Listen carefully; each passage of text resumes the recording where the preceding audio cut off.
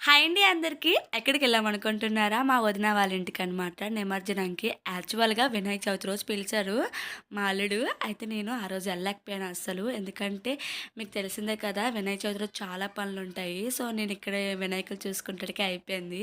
ఎళ్ళలేకపోయాము. మా బావకంటే నిమజ్జనం రోజు ఎళ్దామా అన్నారు. అయితే యువరాజు ఫోను చేసి "అత్త నిమజ్జనము రా అత్త" అన్నాడు. అయితే పిలిచిన తర్వాత ఎళ్ళకపోతే బాగోదు కదా!